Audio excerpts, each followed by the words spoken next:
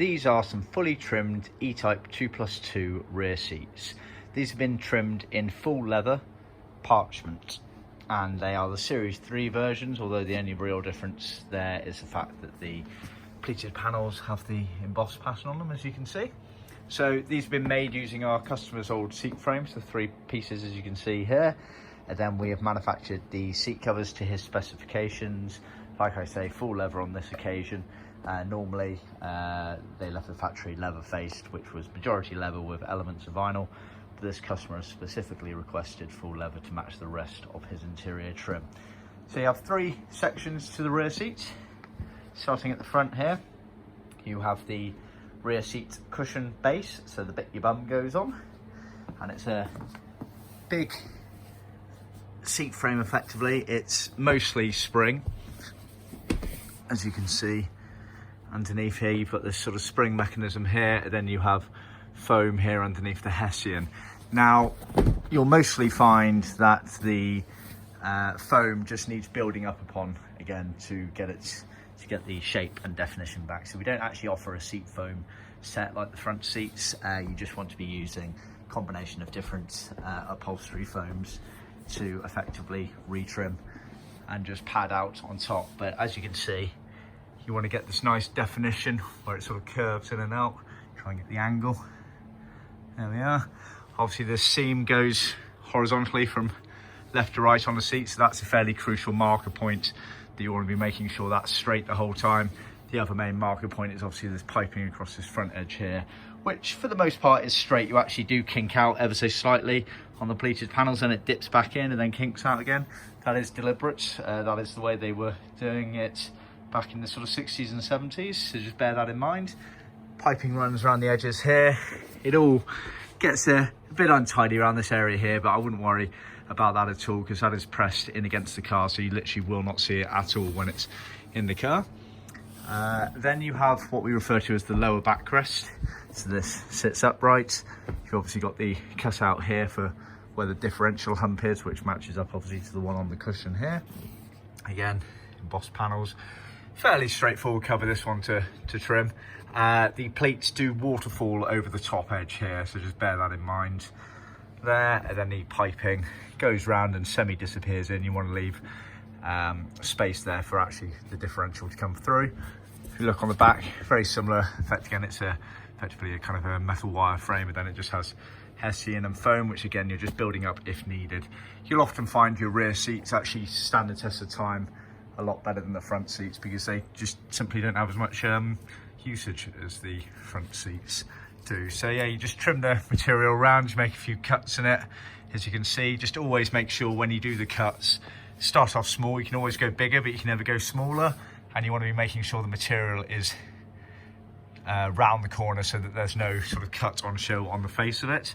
Best to use hog rings where possible to attach. This was the original way of doing it. And then a bit of glue as well, contact adhesive is always useful. Creating anchor points and trimming as you go around. That's the same, sorry, I forgot to mention that on the cushion. You can see obviously it's all hog ringed pretty much all the way around with slits effectively. Like I say, always start off small. You can always go bigger, but you can never go smaller.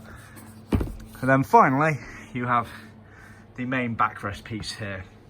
Now this, we've trimmed this main piece here, but it's not actually fully done yet, because this integrates into the rear luggage area. So there's normally side panels off here. So this is purely the actual backrest cover as such.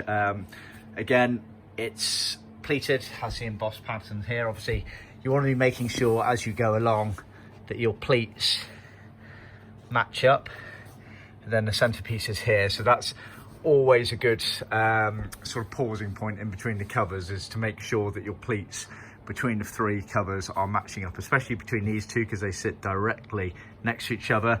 There's a bit of leeway to the cushion here, because obviously it goes at a right angle, but you still want to be keeping a close eye on that. So it's always worth pausing, having a look, taking a few measurements, etc., making a few marks, making sure they match up. This backrest here, you'll also find, has probably the most shape to it. You can see how it curves in and out and creates these mini buckets. So it starts off wide here, piping goes in for the pleated panel, comes back out again for the center here, then repeats on the other side. So if I show you down here, you can see that sort of shape there. So that's the main aim of this backrest, is to keep that shape there. It's all defined by the padding underneath, which again, you just want to be building up your old stuff if necessary. You then have an element of piping here as it loops back round and under. So that piping there, you want to be making sure that keeps very straight as you go along.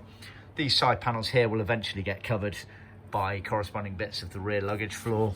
Same with this back area here, which we've trimmed as far as we can, but we're still working on the rear luggage area at the moment, and therefore that will get more trim hiding it eventually.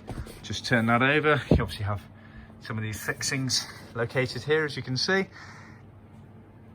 And again, the pleated panel is almost waterfalling round and retaining onto the back here. Now, obviously, you can't use hog rings on this back section here, so it's a mixture of sort of gluing and tacking down, mainly gluing. I would find it's a lot more adjustable, shall we say. You have all of those bits there, trimming round. What we always recommend is just take lots and lots of photos of your seats before you start taking them apart, more than you would ever need. And in fact, in this modern day and age, as I'm doing here, a video is always useful because you can pause it. Often people take things apart thinking, yep, I'll remember that, and then life takes over, and when you come to actually fit it, you've got a box full of bits, you're not really sure what goes where, and starts causing all sorts of confusion.